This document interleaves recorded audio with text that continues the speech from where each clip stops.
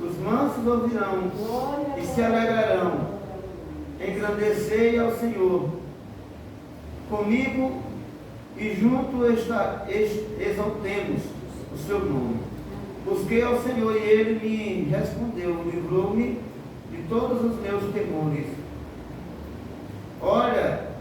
Olharam para ele e foram iluminados, e os seus rostos não ficarão confundidos. Amém?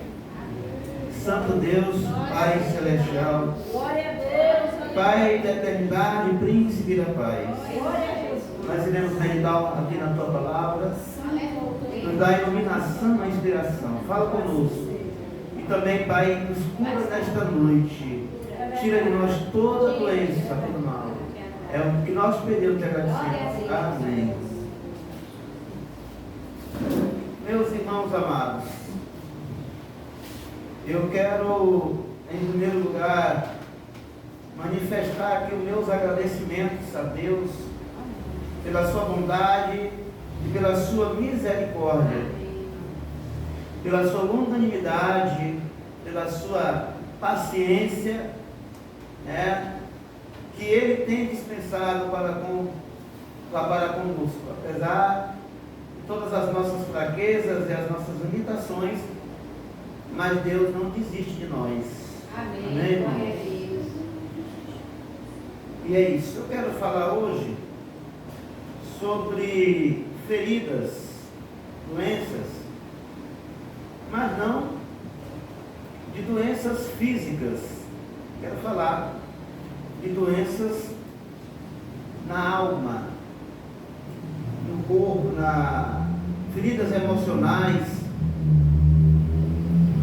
feridas que são abertas por situações que nós passamos, feridas que são abertas por palavras que sobre nós são lançadas e que nos ferem, né? A sociedade nos dias de hoje está doente. Mas quando eu digo que a sociedade está doente, como eu já falei, não estou me referindo às doenças da carne, estou falando das doenças emocionais. Porque todos nós já passamos por situações que nos deixaram traumas, que nos deixaram marcas. Todos nós já ouvimos palavras que deixaram feridas na nossa alma, na nossa mente. É ou não é verdade? E também é importante que se diga que nós não só somos feridos, como nós também às vezes ferimos as pessoas. Nós não podemos nos colocar no lugar só de vítima. E quando eu digo que nós ferimos as pessoas, eu não estou dizendo que você fere só porque você quer. Às vezes você fere porque você quer, mas às vezes você fere sem querer. Sim ou não? Às vezes você está diante de uma situação que você acha que aquilo ali não resultou em nada, mas a verdade é que a pessoa que estava ali saiu ferida com as nossas palavras. Então, irmãos, as feridas mais difíceis de curar são as feridas da nossa alma. Quantas pessoas não têm produtividade? Quantas pessoas não têm rendimento? Quantas pessoas têm até capacidade, mas devido a tantas palavras, essas palavras têm impactado a vida dessas pessoas, a nossa vida, e nós perdemos o rendimento. criamos, como já foi falado, traumas, palavras que nós dificilmente nos esquecemos delas. Porque quando uma pessoa lhe dá uma atacada física, essa atacada às vezes só dói, você só sente enquanto ela está comendo ali no corpo. Às vezes passa, você até supera isso. Sim ou não? Amém. Mas uma palavra. E é por isso que Davi diz assim, irmãos, na sua oração, ele roga a Deus que ponha um guarda nas portas do seu lábio, da sua boca, para ele não pecar contra Deus. Aí você diz assim, mas pastor, mas ele está falando de pecar contra Deus. Ora, a Bíblia diz que tudo começa aqui na terra. A Bíblia diz que aquele que não ama ao seu irmão, não ama que ele vê, não ama a Deus. Como ele pode amar a Deus que ele nunca viu, se ele não vê aquele que está ali com ele, que está às vezes participando da mesma mesa, do mesmo dia a dia, das mesmas situações, das mesmas lutas? Se você não consegue amar aqueles a quem você interage com eles e eles com você, como você vai amar alguém que você nunca viu? Se diz a ciência que a convivência traz as feições, a nossa convivência nos faz com que nós nos liguemos com as pessoas. A convivência nos traz estreitamento de relacionamentos. A convivência traz estreitamento de convivência, de amizade. E a ideia, quando a Bíblia fala que nós temos que amar aos nossos irmãos, porque aquele que não ama o seu irmão não ama a Deus, a ideia é exatamente essa. O que Deus está querendo dizer, está dizendo para nós, é que o nosso semelhante, ele está ali com a gente, né? Dividindo o dia a dia, dividindo no mesmo espaço, conhece a nossa luta, nós conhecemos a luta deles. E se nós conseguimos amar essas pessoas que fazem parte do nosso dia a dia, como nós amaremos a Deus? Não que Deus não faça parte do nosso dia a dia. Não é isso. É que para você ver a Deus, você precisa de fé. E nem toda hora você está com fé. Mas para você ver o seu irmão, não precisa de fé. Então você ver o seu irmão, né? Você está aí 24 horas às vezes convivendo com uma pessoa. Então é muito mais fácil você amar, pelo menos era para ser muito mais fácil você amar aquele que você está convivendo com ele do que aquele que você não convive. Então veja a importância. E quando a gente imagina sobre isso, a gente começa a entender a oração de Davi, quando ele diz: Senhor, põe o guarda na porta dos meus lábios para não pecar contra ti. Você tem que entender que pecar contra Deus não é só você pecar diretamente, ofendendo a Deus diretamente. Se você não ama o seu irmão, que é um mandamento da lei de Deus, você pode ter certeza que você não está amando a Deus, você está quebrando o preceito dele. E quando Davi pede para Deus pôr um guarda na porta dos seus lábios, para não pecar contra Deus, Davi é bastante consciente de que o pecado não é só aquele que é diretamente a Deus, mas também quando eu deixo de amar o meu irmão, quando eu ofendo o meu irmão com os meus lábios, eu também estou ofendendo a Deus. Então veja que oração inteligente, que oração santa é essa. E é a oração que todos nós temos que fazer. É pedir a Deus que ponha um guarda na porta dos nossos lábios, para que dos nossos lábios só saia coisas boas, coisas abençoadas, palavras de amor. Claro que às vezes você vai ter que dar uma palavra de repreensão, mas até a repreensão ela é recheada de amor, dependendo da forma que você dá essa repreensão. Então, meus irmãos, Às vezes nós queremos que as pessoas vejam a nossa situação e nós não queremos ver a situação das pessoas. Nós queremos que as pessoas falem com a gente com palavras doces, mas nós não falamos com as pessoas com palavras doces. E muitas das vezes também, o que acontece na nossa vida é uma reação de tudo que nós já ouvimos. Porque nós somos produtos do meio em que nós vivemos. Ou seja, o que eu estou querendo dizer com isso? Que nós vivemos uma vida tão atribulada, nós ouvimos tanta reclamação, nós ouvimos tantas palavras duras, ofensivas, que isso começa a nos moldar, e nós começamos a ser também dessa forma. É como se nós estivéssemos com a guarda armada toda hora a ponto de guerra e de briga. Então temos que ter muito cuidado quando nós lançamos palavras. Eu digo isso não me isentando, queridos, porque eu sei que eu me excedo e às vezes eu me arrependo por causa das minhas palavras desregradas, sem regras. Então é importante que nós tenhamos o cuidado de não magoar o nosso irmão, porque uma palavra maldita, uma palavra mal colocada, às vezes até sem intenção, pode destruir, pode levar uma vida à destruição.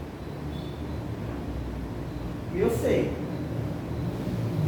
sou ciente disso, que muitas das vezes eu firo algumas pessoas com as minhas palavras. E eu peço a Deus, faço da oração de Davi as minhas orações. Senhor, me ajude a controlar as minhas palavras. Até na hora da minha raiva, me dê autocontrole. Ore assim também, porque você também ofende. Às vezes não é porque, como eu já falei, porque você é mau, é porque você também ouve isso já está começando a afetar você. Não seja assim, não sejamos assim.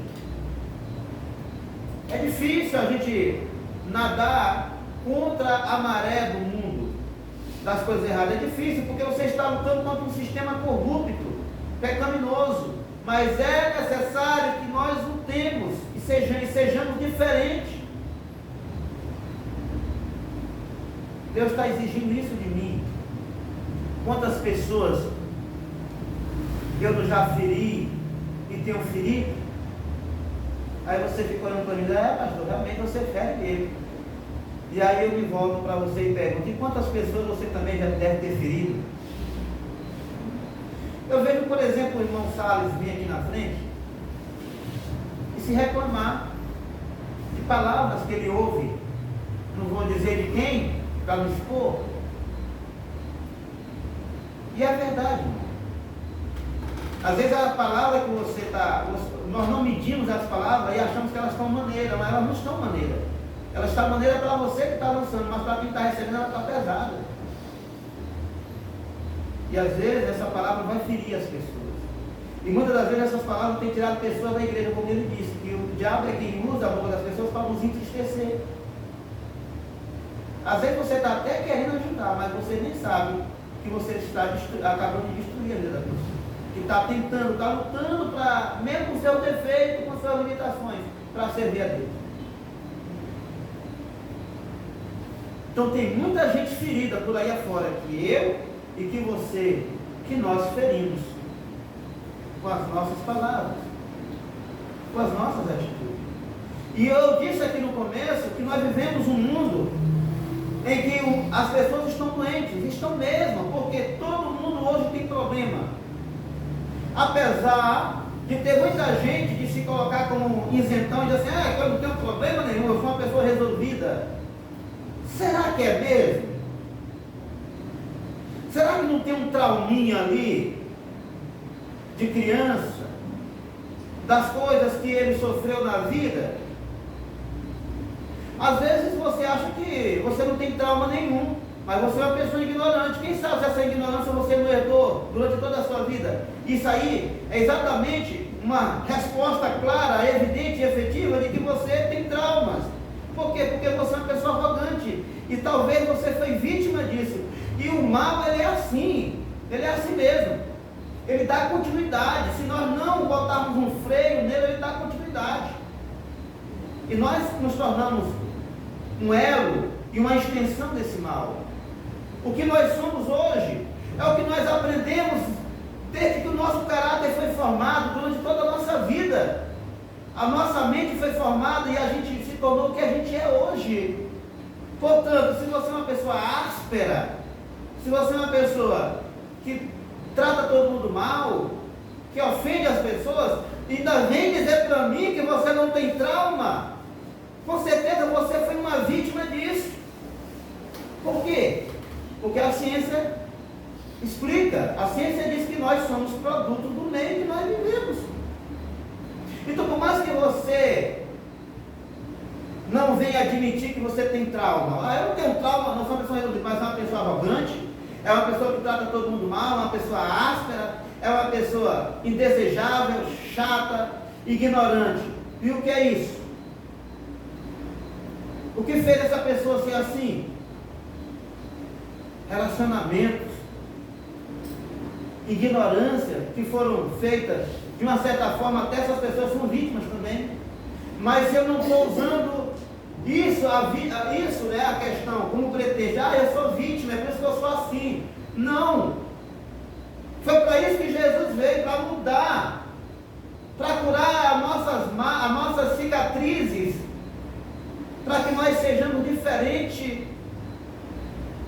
Pelo contrário, nós temos que ver o que nós passamos da seguinte forma. Preste atenção. Eu fui muito pisado, eu fui muito perseguido, me humilharam, me criticaram, me condenaram, apontaram o dedo assim na minha cara, disseram que eu não valia nada, que eu não tinha jeito, que eu não ia prestar. Me jogaram palavras destrutivas, destruidoras. Mas hoje eu venci, e eu não vou me tornar refém disso, e eu não vou me tornar uma extensão disso, eu vou ser diferente, porque eu não quero que ninguém sofra o que eu sofri, eu não quero que ninguém traga as marcas que eu trouxe para a minha vida, eu não vou usar o que eu vivi como pretexto para me pisar nas pessoas, eu vou usar o que eu sofri, as palavras que eu ouvi, para me ser diferente. É assim, irmão. Então eu vejo as pessoas dizer assim, que eu estou precisando de uma cura. Eu vejo as pessoas, como eu também digo, né? Nós dizemos isso, eu preciso de uma cura. Mas eu entendo que hoje a maior necessidade nossa é de uma cura psicológica, de uma cura emocional. É de uma transformação. Sabe por quê? Às vezes até o que nós sentimos no corpo é uma reação da nossa vida, de tristeza, de amargura, e o corpo responde negativo, porque a mente é soberana. Você entende isso? O que é que você está querendo dizer com isso, pastor? Que uma vez que você resolve aqui, uma vez que você consegue a cura aqui, essa cura, ela se espalha por todo o teu corpo. Isso é tão certo, isso é tão verdade, que a medicina já provou isso, a ciência. Se você for fazer umas pesquisas sobre pessoas com problemas de depressão, com problema de ansiedade, eles sentem mesmo de problema físico, sente fraqueza, aceleração no coração, falta de ar, dor no corpo, o corpo pesado, braço pesado, não come, falta de apetite, falta de sono. Está ouvindo aí? Talvez você até se encaixe nisso, nessas situações que eu falei aqui. Então, se você se encaixa, isso quer dizer que o teu problema não é físico, o teu problema são marcas que você vem trazendo ao longo da sua vida, e você precisa pedir a Jesus que lhe ajude a ser curado. Porque se você tomar um remédio para ansiedade, você não está indo na causa, você está indo só no efeito. E existe uma causa, você tem que ir na causa. E a causa muitas das vezes é espiritual, a causa muitas das vezes é mental, a causa muitas das vezes é emocional, é psicológica. E você nem percebe isso. Então eu vejo muita gente que é hipócrita, que diz assim, que dá coice até no vento, trata todo mundo mal e tal. Aí você diz assim, você não está com algum problema psicológico, você não tem alguma... Eu não tenho marca nenhuma, eu não tenho cicatriz nenhuma, eu sou uma pessoa resolvida. Quem é resolvido não vive tratando as pessoas mal. Quem é resolvido é gentil, quem é resolvido tem amor para si e para distribuir. Sim ou não? Não é verdade? Então veja, queridos, precisamos, a sociedade, não só eu, mas todos nós, precisamos adotar essa oração de Davi. Senhor, ponha um guarda na porta dos meus lábios, para que eu não peque contra ti. E pecar contra Deus também é pecar contra o teu irmão, é ferir o teu irmão, é ofender o teu irmão. Sim ou não? Salmo de número 30 diz assim, vou ler alguns textos aqui, do primeiro em diante. Exaltar-te-ei, ó Senhor, porque tu me exaltaste, e não fizeste com que os meus inimigos se alegrassem sobre mim. Senhor, meu Deus, clamei a ti, e tu me saraste. Presta atenção. Ele fala aqui que ele clamou ao Senhor e o Senhor sarou ele. Se você não prestar atenção no texto, você vai entender que essa cura foi uma cura física, mas o texto deixa claro que a cura que o salmista estava precisando aqui, o salmista Davi, era de uma cura emocional, de uma cura espiritual. Primeiro ele começa dizendo assim, ó, Senhor, eu te exalto, porque o Senhor não me entregaste na mão dos meus inimigos, não deixaste os meus inimigos prevalecer, nem rir da minha derrota. E eu pergunto para vocês, o que é que traz as feridas na vida das pessoas? Não é justamente as perseguições, os levantes, que nos fere o nosso ego, que fere as nossas emoções, que nós ficamos feridos? Então, quando ele diz, quando nós contextualizamos, né, a gratidão de Davi, por Deus ter curado, nós entendemos que essa cura foi uma cura emocional. Por quê? Porque ele diz antes que Deus livrou ele da mão dos inimigos. E ele era das perseguições, e quantas pessoas hoje não vivem feridas, amarguradas, doentes, não fisicamente, mas mentalmente, por causa das perseguições, que se levantam, porque eu vou dizer para você, as perseguições, elas não procuram lugar certo, todo lugar pode se levantar uma perseguição, dentro da sua própria casa, dentro da empresa onde você trabalha, e às vezes, e muitas vezes até dentro da própria igreja. Quantas pessoas estão feridas dentro da igreja? Ou estou falando alguma bobagem aqui? Então existem muitas pessoas no nosso meio feridas. Por quê? Não era para ser assim. Porque a nossa pregação é a seguinte: aceita Jesus, que Jesus te cura.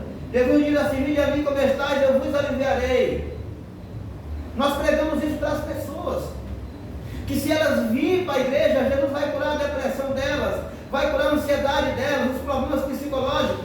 E por que a igreja está cheia de pessoas assim?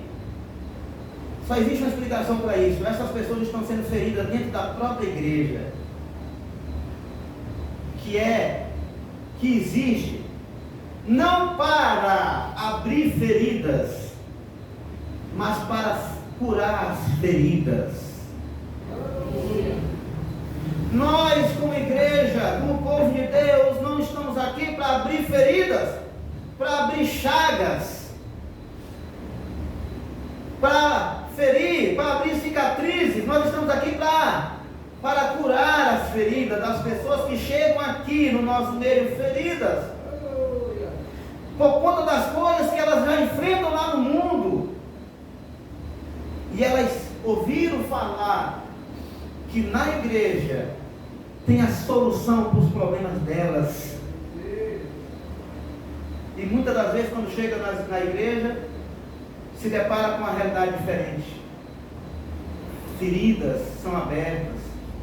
Por quê? Porque nós não estamos preocupados com o que nós falamos das pessoas. Nós só queremos vomitar às vezes em cima das pessoas. Só queremos apontar o erro das pessoas. Jesus não aponta erro de ninguém. Jesus diz, como eu já citei aqui: vinde a mim, todos vós que estáis cansados e sobrecarregados, e eu vos aliviarei. Então, Davi está agradecendo a Deus porque Deus sarou. Senhor, meu Deus, clamei a ti e tu me saraste. Olha só como aqui o teu aqui é exatamente, não tem nada a ver com o teu físico. Presta atenção, ele vai dizer no versículo 3: o Senhor fizeste subir a minha alma. Da onde, queridos? Da sepultura. Salmo número 30, versículo 3: o Senhor fizeste subir a minha alma da sepultura, conservaste-me a vida, para que não descesse ao abismo. Esse abismo, muitas das vezes, não é morrer literalmente, não. É morrer mentalmente. Tem pessoas que estão respirando, que andam para cima e para baixo, mas estão mortas. Como eu falei no começo, não tem produtividade, não rendem, não vivem, só vegetam.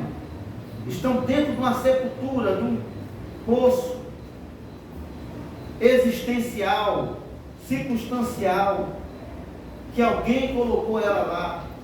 Alguém que não tem piedade, alguém que não tem amor, alguém que não prezou as palavras.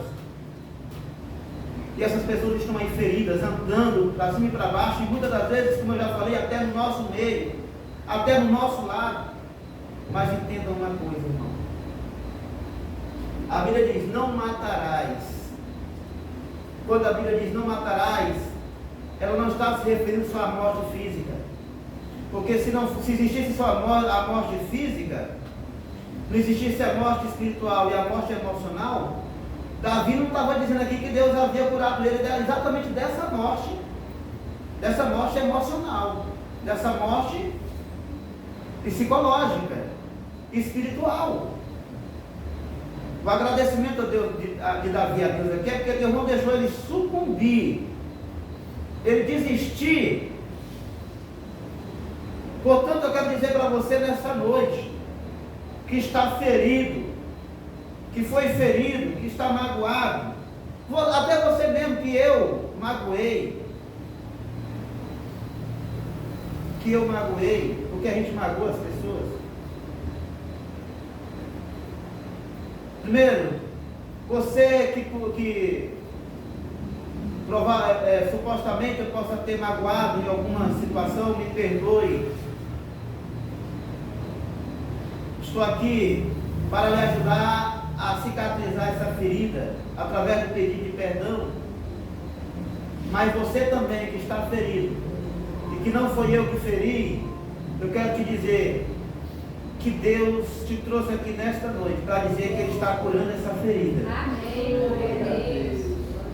E não importa o que o homem diga para você, não importa o que o homem lá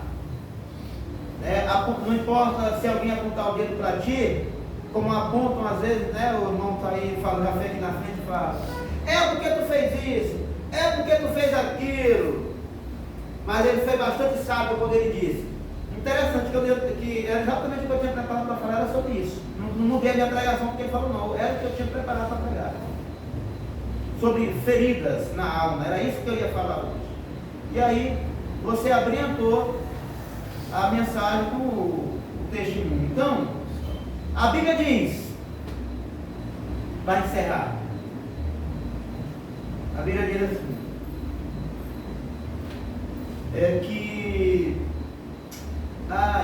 eu não vou lembrar do que a Bíblia, do texto lá, do que me deu mas eu vou ler isso aqui para vocês, que também vai no mesmo mundo. Para encerrar, queridos, Jeremias, veja só o que é que diz Jeremias, isso aqui é importante, é interessante. Jeremias 30, versículos 17, diz assim: Deus fazendo uma promessa para Israel, mas você pode abraçar essa promessa também para você. Amém. Você pode abraçar também, que essa promessa é uma promessa de Deus para Israel, mas que ela nos alcança também, se nós estivermos feridos. Diz assim: porque restaurarei a tua saúde, sararei as tuas chagas, diz o Senhor, por te chamam de rejeitada. Está vendo aí, irmãos? O que é que nós estamos falando aqui? De palavras que machucam. Deus está dizendo aqui: olha, estão te machucando com as palavras, estão dizendo que tu não é desejada, que tu não é importante, que tu não tem valor.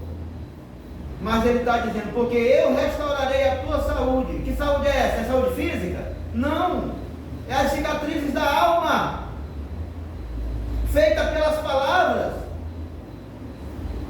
Porque restaurarei a tua saúde e sararei as tuas chagas. Deus está dizendo para você hoje, se você crer. Diz o Senhor: pois te chamam a rejeitada, dizendo,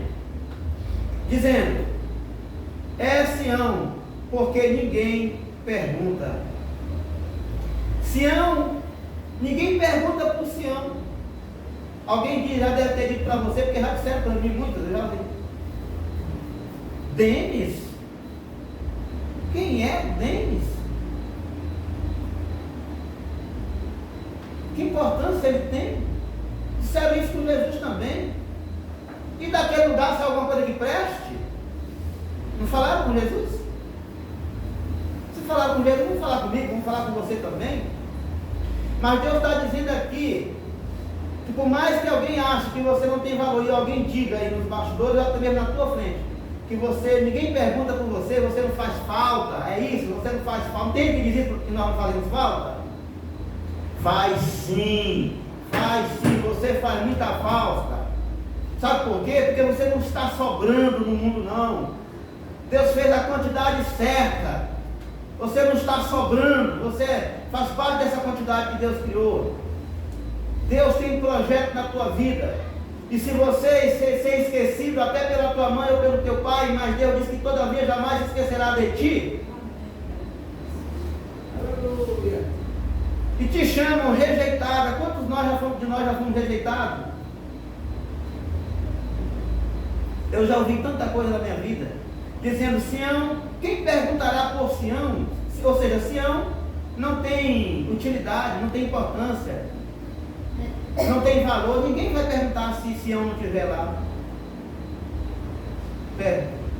Será? Assim diz o Senhor: eis que acabarei com o cativeiro das tendas de Jacó, e apiedar-me-ei das suas moradas, e a cidade será reedificada. Você será reedificado no nome de Jesus.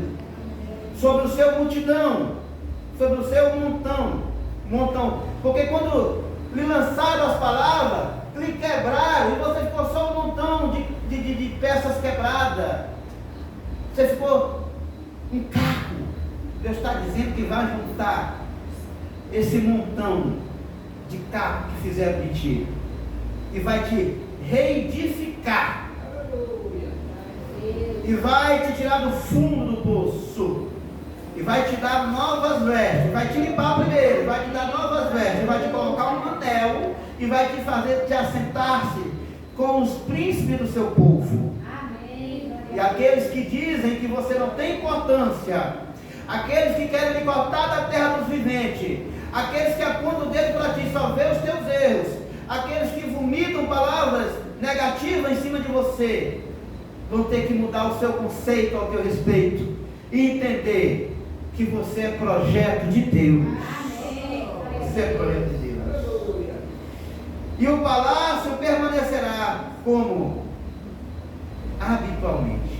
Então Deus está dizendo para nós hoje, para mim e para você que estamos curados, que estamos feridos, que Ele vai cicatrizar a nossa ferida. Amém. E Ele vai mostrar para as pessoas, para aqueles que não nos valorizam, que nós temos valor.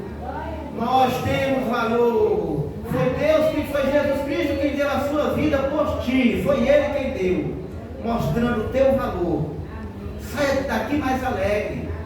Saia daqui feliz. Saia daqui se valorizando. Não vá atrás de palavras negativas não. Lembre-se que Deus tem projeto na tua vida.